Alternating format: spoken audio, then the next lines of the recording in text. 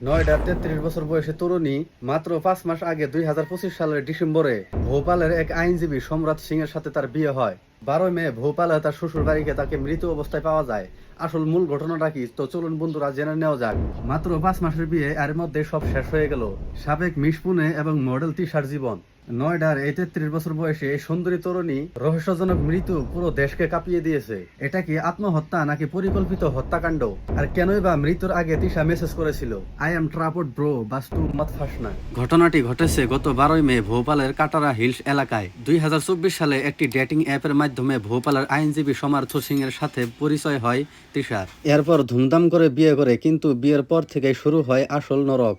তিশার পরিবারের অভিযোগ, বিয়ের পর থেকে ফরচুনার গাড়ি এবং ৫০ লাখ টাকা যৌতুকের জন্য তার উপর চালানো হতো অমানসিক নির্যাতন। এমনকি তার শাশুড়ি গ্রিবালা সিং, যিনি নিজে একজন অপ্রাপ্ত বিচারক, তিনি এই নির্যাতনে সামিল ছিলেন। পুলিশ এই ঘটনার তদন্তে একটি স্পেশাল টিম SIT গঠন করেছে। আর এর মধ্যেই সামনে এসেছে একটি গা শিউরে ওঠা CCTV ফুটেজ, যেখানে দেখা যাচ্ছে সকাল ৭টা ২০ তিশা একাই ছাদের দিকে যাচ্ছেন। আর ঠিক ১ ঘন্টা পর তার স্বামী সমার্থ এবং অন্য ২জন মানুষ সিঁড়ির মুখে তিশাকে CPR দেওয়ার চেষ্টা করছেন। কিন্তু রহস্য শেষ এখানেই নয়। তিশার মৃত্যুর পর তার স্বামী সমার্থ সিং এখন পুলিশকে ফাঁকি দিয়ে পলাতক, আর তাকে খোঁজার জন্য ১০,০০০ টাকা পুরস্কার ঘোষণা করা হয়েছে।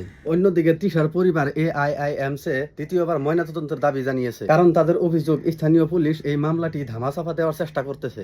অন্যদিকে নিজেদেরকে বাঁচানোর জন্য সাবেক বিচারপতির শাশুড়ি দাবি করেছেন তিশা নাকি মানসিক রোগী এবং ড্রাগ এডিক্ট ছিলেন। মৃত্যুর পর একটি মেয়ের চরিত্র নিয়ে এমন নোংরা খেলা আপনি কি পছন্দ করেন? যৌতুকের এই লোভ কি আরো একটি মেয়ের প্রাণ কেড়ে নিল? কমেন্ট বক্সে লিখুন জাস্টিস ফর তিশা। আমার ভিডিওটি ভালো লাগলে লাইক ফলো অবশ্যই করবেন। ধন্যবাদ।